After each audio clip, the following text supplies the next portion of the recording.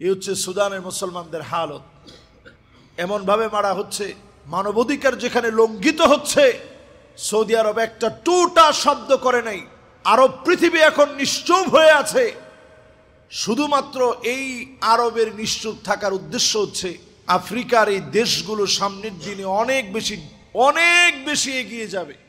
আজকে আমরা কথা বলবো, আল্লাহ তাবারাকা ওয়া তাআলা পেয়ারা হাবিবকে প্রেরণ করেছেন। নবীজি এই পৃথিবীতে আসছেন গুরু দায়িত্ব নিয়ে। সেই দায়িত্ব হচ্ছে তিনি হচ্ছেন সাইয়্যিদুল মুরসালিন, সমস্ত নবীকুলের সম্রাট ছিলেন তিনি। পড়েন আল্লাহু আকবার। সমস্ত নবীদেরও নেতা ছিলেন তিনি। এমন মানুষ ছিলেন, চলনে বলনে কথনে সবার চাইতে সেরা। কষ্টের দিক থেকে সবার চাইতে বেশি তিনি কষ্ট করেছেন, জুলম নির্যাতন সহ্য করেছেন, দিনের পর দিন না খেয়ে কষ্ট করেছেন। এই কষ্টগুলো সব নবীজি করেছেন শুধুমাত্র কেবলমাত্র উম্মতের একটুখানি সুখের জন্যে। সব কষ্ট নবীজি করেছেন উম্মত যেন ভালো থাকে, উম্মতের মায়ায় সব কষ্টগুলো সহ্য করে নিলেন। আজকে উম্মতকে সেই কারণে যিনি ভালো রেখেছেন তিনি কে?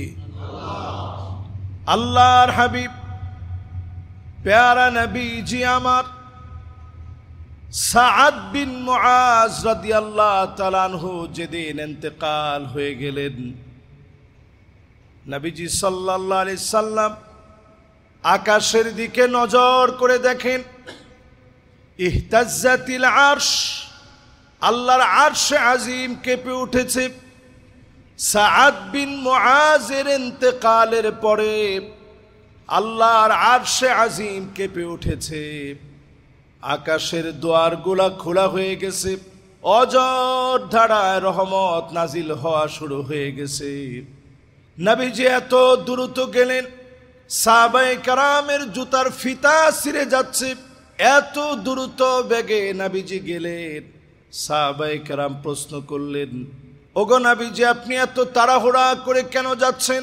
নবীজি জানায় দিলেন, এত তাড়াহুড়া করে এই জন্য যাচ্ছি, আমার মনে হচ্ছে আমার সাদ বিন মুআজকে গোসল করানোর জন্যে হানজালার মতো ফেরেশতারা হাজির হয়ে যাবে। ফেরেশতারা আমার আগে গিয়ে গোসল দিয়ে দিবে। হানজালা আমার কাছে বড় আদরের ছিল, আমি নবী চাই নিজ হাতে হানজালাকে গোসল করাতে পারি নাই। সাদ বিন মুআজকে নিজ হাতে আমি গোসল দিয়ে দিব। আল্লাহর নবী বিশ্ব নবী আমার আগে বাগে চলে গেলেন। নবীজি সাদ বিন মুআজকে নিজ হাতে গোসল করায় দিলেন। আল্লাহর নবী নিজে জানাজার নামাজটা পড়ায় দিলেন। নবীজি জানাজার নামাজ পড়ায় দিয়ে কবরস্থ করলেন। আল্লাহর নবী নিজে কবরস্থ করে আত্মীয় স্বজনকে রেখে আসার সময় পিছনে ফিরে বারবার যেভাবে কবরের দিকে তাকায়, আল্লাহর নবী বারবার কবরের দিকে তাকালেন। আল্লাহ তাআলার বড় মায়া লেগে গেল। কবরটারে আল্লাহ রাব্বুল আলামিন বিশ্ব নবীর জন্য দেখার সুযোগ করে দিলেন। নবীজি নজর করে দেখে মাটিগুলা আলতো করে সাদ বিন মুআজের দিকে আসতেছে। একটু পরে মাটি চাপ দিবে সাদ বিন মুআজকে। সাদ বিন মুআজকে যখন চাপ দিবে, সাদ বিন মুআজের জন্য নবীজি আল্লাহু আকবার বললেন। সাহাবায়ে কেরাম বলেন ওয়া কাব্বারনা মাআহু, আমরাও আল্লাহু আকবার বললাম। ওয়া সাব্বাহা রাসূলুল্লাহ, নবীজি সুবহানাল্লাহ বললেন, আমরাও সুবহানাল্লাহ বললাম। নজর করে দেখলাম নবীজির মুবারক চোখ বেয়ে বেয়ে পানিগুলা ঝরতেছে। নবীজির চোখের পানি দেখে, সাদ বিন মুআজের জন্য কান্না দেখে সাহাবায়ে কেরাম প্রশ্ন করলেন, ওগো নবীজি এমন করে আপনাকে কাঁদতে দেখিনি, আজকে আপনি চোখের পানি ছেড়ে কেন কাঁদেন? আল্লাহর নবী বিশ্ব নবী জানায় দিলেন, আমি দেখলাম কবরের ভিতরে সাদ বিন মুআজকে মাটি সামান্য চাপ দেওয়ার জন্য আসতেছে। আমি নবীর বড় মায়া লেগে গেল। সাদ বিন মুআজ আমার এমন সাহাবী যার জন্য আরশে আজিম কেঁপে উঠেছে, আকাশের দুয়ার দিয়ে অজর ধারায় রহমত নাজিল হয়ে গেছে। আমার সাদের জন্য একজন না দুইজন না 70,000 ফেরেশতা আল্লাহ নাজিল করে দিয়েছে। এত দামি যেই সাহাবী, তার ইন্তেকালের পরে আল্লাহ পাক যদি কবরকে যদি একটু চাপা দেওয়ার জন্য বলে, আমার আপনার কবরের খবর কি হবে? এই কবরের খবর যদি আপনি নেন, মাটির মানুষ যিনি আপনাকে বানায়া দিবেন তিনি কে? এই জন্য কবরে শোয়ার পরে মানুষের কাছে অনন্য আফসোস থাকবে। কবরে ঢোকার পরে চোখটা আজকে বন্ধ হয়ে গেলে সবচেয়ে বড় আফসোস আপনার থাকবে।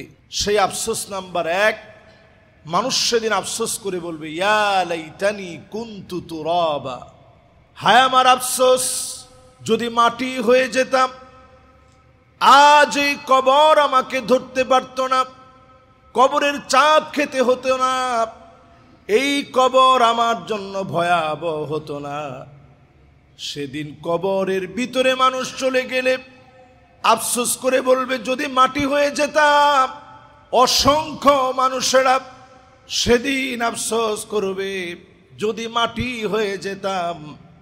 একমাত্র সেদিন যদি মালিক কবরে মাফ করে দেয়, সব ধাপগুলাতে যিনি পার করায় দিবেন তিনি কে?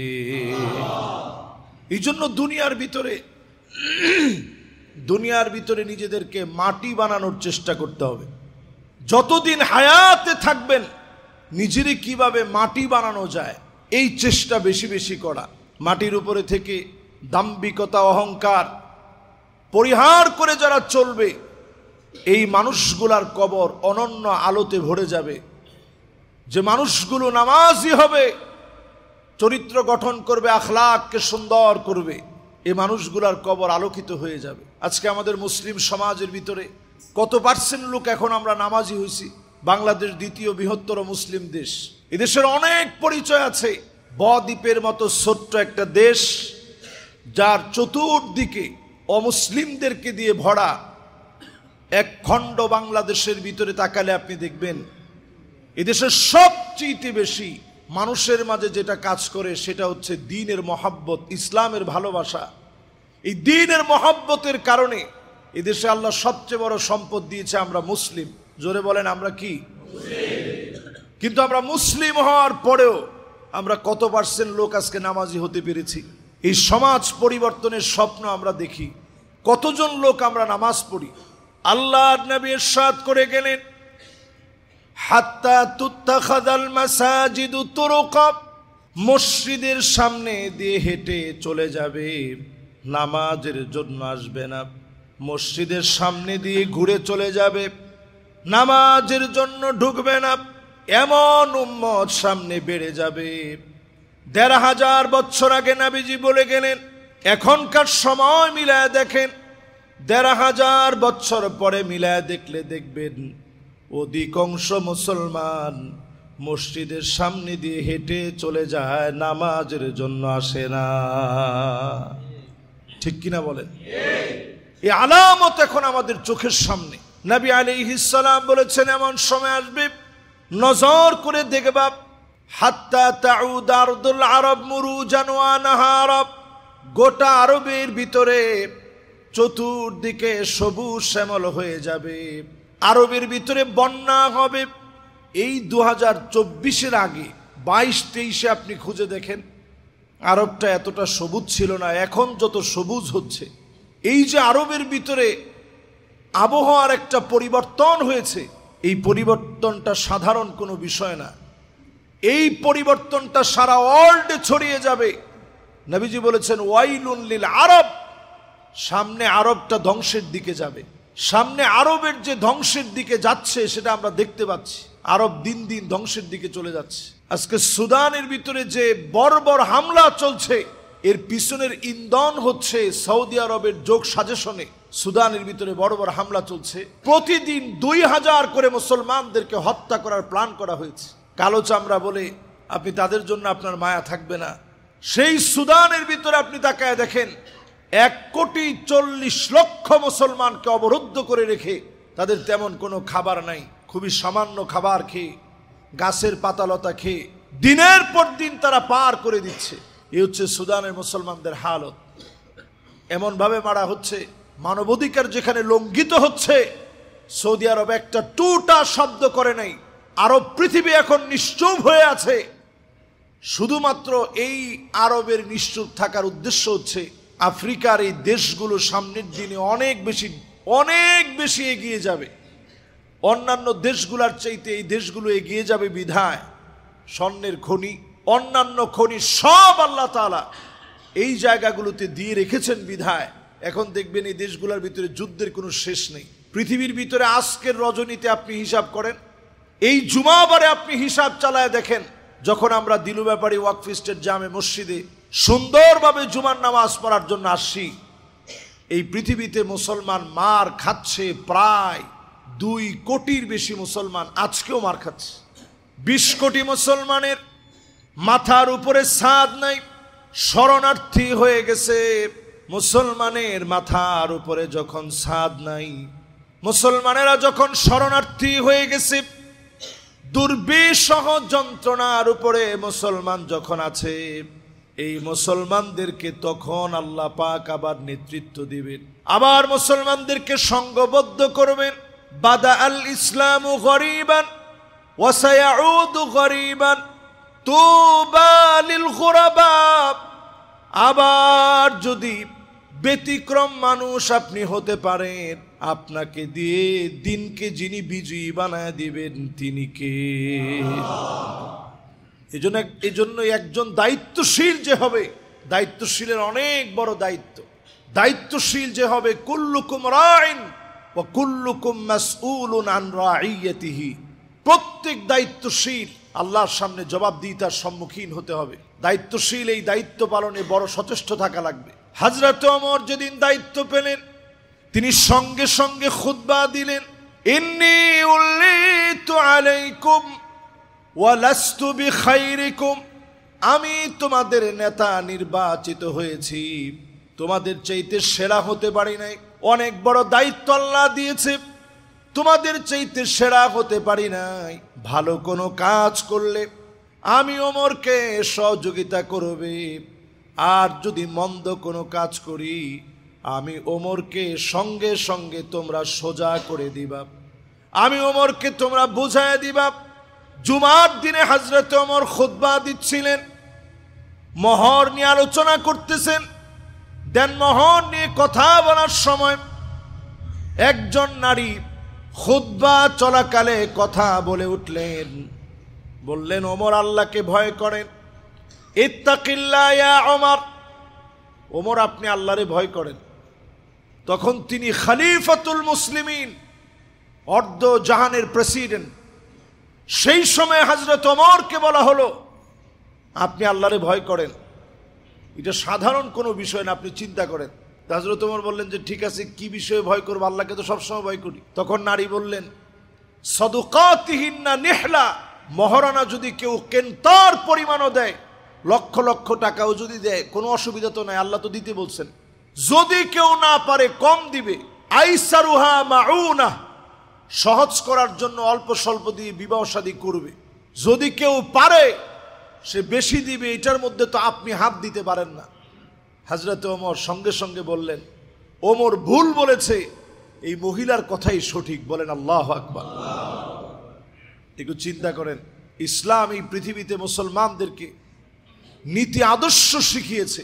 সেই নীতি আদর্শের ধারাবাহিকতায় আমরা যারা মুসলিম বলে নিজেদেরকে পরিচয় দিই, আমাদের ভিতরে নীতি আদর্শ যদি থাকে, সমাজ পরিবর্তন হবে। এই সমাজ পরিবর্তনের জন্য নিজেকে মানুষ হওয়া লাগবে। নবী আলাইহিস সালাতু ওয়াস সালাম জানায় দিয়ে গেলেন, হুব্বুন নাস, মানুষের ভালোবাসা আপনাকে অর্জন করা লাগবে। এই ভালোবাসা যখন অর্জন করবেন, আপনি বুঝে নেবেন যিনি আপনাকে ভালোবেসে ফেলেছে তিনি কে। এই জন্য মানুষের ভালোবাসা কুড়ানোর জন্য একটু চেষ্টা করা। জীবনের হায়াতটা বড় স্বল্প, কত স্বল্প যেটার কোনো গ্যারান্টি নেই। এখানে যারা বসা আছেন একজনও কোনো গ্যারান্টি দিতে পারবেন না যে এই বক্তব্য শেষ পর্যন্ত আপনি শুনতে পারবেন। এই বক্তব্য করতে করতে খতিব সাহেব চলে যেতে পারে, আপনি চলে যেতে পারেন। এই তো ঠুনকো জীবন। এই জীবনকে হাতে নিয়ে দুনিয়ার জীবনকে একটু সাজানোর জন্য আমরা চেষ্টা করি। কাআন্নাহুম ইয়াওমা ইয়ারাউনাহা লাম ইয়ালবাসু ইল্লা আশিয়াতান আও দুহাহা। একটা সকাল একটা সন্ধ্যার সমান। আখিরাতের সামনে দুনিয়ার ৬০-৭০ বছর ফুরায় যাবে। সকাল সন্ধ্যার সামনে আখিরাতের সকাল সন্ধ্যা এত বড় হবে, ৬০-৭০ বছর ফুরায় যাবে। যার সামনে দাঁড়ায়া পাই টু পাই জবাব দেওয়া লাগবে তিনি কে? মেমোরি কার্ড সেদিন আল্লাহ খুলে বের করবেন। বর্তমান প্রযুক্তি আমাদেরকে অনেক দিক থেকে এগিয়ে দিয়েছে। এই যে আজকে আমরা জুমার মসজিদে আলোচনা করছি, অনেক মেমোরি কার্ডে সংরক্ষিত হচ্ছে। বিভিন্ন মিডিয়া এই মসজিদে এসে থাকে, এগুলো সব সংরক্ষিত থাকে মেমোরি কার্ডের মাধ্যমে। এগুলো নিয়ে ট্রান্সফার করে কম্পিউটারে নিয়ে এগুলো সারা বিশ্বময় ছড়িয়ে দেওয়া হয়। তো এই যে একটা মেমোরি কার্ড কত পাওয়ারফুল হতে পারে, প্লাস্টিকের মেমোরি কার্ড। মানুষের সামান্য মেধা দিয়ে, মানুষের মেধাকে আল্লাহ পাক খুব অল্প বলছেন, এই অল্প মেধা দিয়ে যদি এইরকম মেমোরি কার্ড আবিষ্কার করা যায়, তাহলে আল্লাহর মেমোরি কার্ডটা কত শক্তিশালী, যেটা আপনার ভিতরে আল্লাহ দিয়ে রাখছে। ওয়াকুল্লা ইনসানিন আলজামনাহু তাইরাহু ফি উনুকিহি ওয়া নুখরিজু লাহু ইয়াওমাল কিয়ামাতি কিতাবান ইয়ালকাহু মানশুরা। আল্লাহ পাক সেদিন মেমোরি কার্ড খুলবেন, সামনে দিয়ে বলবেন ইকরা কিতাবাক, তুমি তোমার হিসাবগুলো নিজে নিজে পড়ো, তুমি তোমার হিসাবগুলো নিজে নিজে দাও। সেদিন বান্দার চোখের সামনে গুনার খাতা এত লম্বা হয়ে যাবে, তাকায় সেদিন দেখবে মাদ্দাল বাসার, দৃষ্টি যত দূর পর্যন্ত যায়, এক একজনের গুনাহ এত দূর পর্যন্ত হয়ে গেছে। হাদিস সাক্ষী নবীজি বলেন, এই লম্বা গুনাহের সামনে বান্দাকে সেদিন মালিক ডাক দিয়ে বলবে, আজকে কি তোর যাবার মতো কোনো জায়গা আছে? সেদিন বান্দা বলবে, মালিক যাবার মতো কোনো জায়গা নাই, বাঁচার মতো কোনো উপায় নাই। আল্লাহ পাক সেদিন বলবে, গোলাম এত এত গুনাহ তোর জীবনে তুই করলি, আমি আল্লাহ তো তোরে দুনিয়ায় লজ্জিত বানাই নাই, তোর মায়ের সামনে গুনাহ প্রকাশ করে দেই নাই, বাপের সামনে গুনাহ প্রকাশ করে দেই নাই, সব গুনাহগুলা গোপন রাখলাম, তোর বন্ধু বান্ধবের সামনে গুনাহগুলা প্রকাশ করে দেই নাই, আমি আল্লাহ সব গুনাহকে গোপন করে রাখলাম তোর জন্যে, তোর সম্মানকে আমি আল্লাহ বৃদ্ধি করে রাখলাম। ওয়ালাকা শাইউন ইনদি, তোর জন্য আমার কাছে এমন একটা কার্ড আছে, এমন একটা বেতাকা, এমন একটা আইডি কার্ড আছে, যে আইডি কার্ডটা দিয়ে তোরে মাফ করে দিব। লোকটা সেদিন তাকায় দেখবে ৯৯টা গুনার বিশাল বিশাল খাতা, এক একটা খাতা হবে মাদ্দাল বাসার, দৃষ্টি যত দূর যায় এত দূর পর্যন্ত। লোকটা সেদিন বলবে, মালিক এত এত গুনাহের মাঝে, এত এত অন্যায়ের মাঝে কেমন করে মালিক আমি মাপ পেয়ে যাব? আল্লাহ পাক সেদিন জানায় দিবে, এত এত গুনাহের মাঝে আমি আল্লাহ সামান্য আইডি কার্ড দিয়ে মাফ করে দিব। সেই আইডি কার্ড হচ্ছে লা ইলাহা ইল্লাল্লাহু মুহাম্মাদুর রাসূলুল্লাহ সাল্লাল্লাহু আলাইহি সাল্লাম। এই আইডি কার্ড দিয়ে আল্লাহ পাক সেদিন মাফ করে দিবেন। শুধুমাত্র যদি দুনিয়ার জীবনে আপনি মুসলিম হতে পারেন, নবীজি আপনারে চিনে নিবে। যারা যারা আমরা প্রায় সময় এখানে জুমা পড়ি, নিশ্চয় আপনারা জানেন, আমরা প্রত্যেক জুমাতে কিছু বিষয়ে আপনাদেরকে সজাগ করার চেষ্টা করি। নবীজির উম্মত হওয়ার অন্তত যেন আমরা দাবিদার হতে পারি। নবীজি সেদিন দূর দূর করে তাড়ায় দিবে মুশরিকদেরকে, যারা শিরক করেছে। নবীজি সেদিন তাদেরকে তাড়ায় দিবে, তাদের জন্য কোনো সুপারিশ নেই। 2 নম্বরে নবীজি তাড়ায় দিবেন বেদাতীদেরকে, তারা এই জমিনের ভিতরে বেদাত করেছে। নবীজি সেদিনকে তাদেরকে সুপারিশ করবেন না, সুপারিশ থেকে বঞ্চিত হবে। 3 নম্বরে নবীজি সুপারিশ করবেন না সেই দিন যে ব্যক্তি কুল্লু গালিন মারিক, অন্যায়ভাবে নিরপরাধ মানুষকে যে লোকটা মামলা দিয়েছে, হামলা দিয়েছে, স্বৈরাচার শক্তি হিসাবে আলেমদের উপরে যারা জুলম করেছে, তাদেরকে আল্লাহ পাক সেদিন মাফ করবে না। ঠিক কিনা বলেন? আমরা 16টা বছর অনেক কিছু দেখেছি। এদেশের নিরপরাধ মানুষের উপরে মামলার কোনো অভাব ছিল না। কয়টা করে মামলা ছিল? আজকে যে নীরব ভাই এখানে বসা আছেন, ওনার নামে 100-র উপরে মামলা ছিল। কয়টা? ও 472টা। আমি তো মনে করছি 100-র উপরে। তাহলে আপনি চিন্তা করেন, 472টা মামলা ছিল শুধু ওনার নামে। শুধু উনি নয়, বাংলাদেশে এরকম হাজার হাজার না, লাখ লাখ না, এদেশের জনগণের নামে অসংখ্য মামলা হামলা দিয়ে নিরপরাধ মানুষকে অপরাধী সাজানো হয়েছে। এই কাজ যারা করেছে, নবীজির পরিষ্কার হাদিস, এরা জালেম। জালেমদেরকে সেদিন নবীজি সাল্লাল্লাহু আলাইহি সাল্লাম সুপারিশ করবে না। তো চিন্তা করেন, এইরকম জালেমদের খাতায় আপনি যদি নিজের নাম লিখিয়ে থাকেন, নিরপরাধ মানুষকে যদি অপরাধী সাজান, আল্লাহর আদালতে জবাব দেওয়া লাগবে। নবী আলাইহিস সালাম বলেন, জালেমদেরকে সেদিন নবীজি চিনবেন না। ওয়ালা তারকানু ইলাল্লাযীনা যালামু ফাতামাসসাকুমুন নার। অসংখ্য জালেম সেদিন ধরা পড়ে যাবে, আল্লাহর সামনে এত বেশি ধরা পড়ে যাবে। অসংখ্য জালেম সেদিন বিপদগ্রস্ত হয়ে যাবে, আল্লাহর তালিকায় সেদিন অপরাধী হবে। এখানে আল্লাহ পাক তারকানু শব্দ ব্যবহার করছেন। গোটা কোরআন খুঁজে দেখবেন, দ্বিতীয়বার তারকানু শব্দটা আর আসে নাই। একবার আল্লাহ দিয়ে বুঝাই দিয়েছেন, খবরদার জালেমের সঙ্গী হয়েও না, সহযোগী হয়েও না, হেলাম দিও না, ঠেস দিয়ে দাঁড়ায়ও না। তারকানু মানে হেলান দিয়ে দাঁড়ানো, ঠেস দিয়ে দাঁড়ানো। হেলান আর ঠেস দিয়ে দাঁড়ানো বুঝেন তো? মানে জালেম যখন জুলুম করে, পাশে দাঁড়ায় কইছেন ঠিক আছে কর, অসুবিধা নাই। এইরকম যারা করবে, জাহান্নামের আগুন তাদেরকে স্পর্শ করবে। আমরা দৃশ্য তো দেখতে পেয়েছি, যারা জালেমদের সঙ্গে 1-2টা ছবি উঠেছে, এদেরও বিপদের শেষ নেই। আমার ঠিক তো কর না আপনারা? তার মানে আপনারা বুঝতেছেন, জালেমের সাথে ঠেস দিয়ে দাঁড়াইলেও বিপদ। যারা ঠেস দিয়ে দাঁড়াইছে, সেই সময় দাঁড়ায় ছবি উঠাইছে, আপনি চিন্তা করেন, আল্লাহ একবার শব্দটা ব্যবহার করছে, ওয়ালা তারকানু, জালেমদের সঙ্গে ঠেস দিয়ে দাঁড়ায়ও না। একবার আল্লাহ শব্দ ব্যবহার করে বুঝাই দিছেন। নবীজি এই আয়াতে কারিমা নাজিল হওয়ার পর নবীজির কয়েকটা চুল পেকে গেছে। আহারে, আমার উম্মতের দশা কি হবে? তারা না জানি জালেমের সঙ্গী হয়ে যায়। এজন্য খবরদার, আমরা জুলুম করব না, জালেমদের সঙ্গী হব না। ন্যায় নীতি আদর্শ প্রতিষ্ঠায় যারা কাজ করবে, আমরা তাদের জন্য তাদের শক্তিশালী হাত হয়ে এই জমিনে আমরা কাজ করার চেষ্টা করব। ঠিক কিনা বলেন? ইনশাআল্লাহ। প্রিয় ভাইয়েরা আমার, আজকে যারা জুমাতে আসছেন, আপনাদের সকলকে নবীজির উম্মত হওয়ার জন্য জুমাবারের সবচেয়ে বড় আমল, গত জুমায় বলেছিলাম, এই জুমায় বলে আমরা প্রত্যেকে চেষ্টা করব সূরা কাহফ আমরা তেলাওয়াত করার জন্য, অথবা তেলাওয়াত শোনার চেষ্টা করব। প্রতিদিন আমরা সূরা কাহফের 10টা আয়াত তেলাওয়াত করব।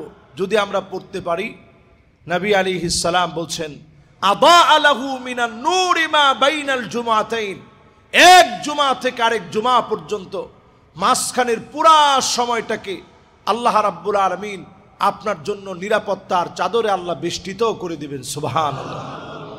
আল্লাহর কাছে আমরা এটা কামনা করি, এই ফিতনা ফাসাদের সময়ে আল্লাহ যেন আমাদের দিনগুলোকে ভালো করে দেন, সময়গুলোকে বরকতে পূর্ণ করেন। আল্লাহ যেন বাংলাদেশের ভাগ্যাকাশে যে নতুন একটা সংস্কারের সম্ভাবনা উকি দিয়েছে, আল্লাহ যেন এই সম্ভাবনাকে বাংলাদেশের জন্য পূর্ণ করে দেন। পড়েন আমিন। আল্লাহ রাব্বুল আলামিনের কাছে ফরিয়াদ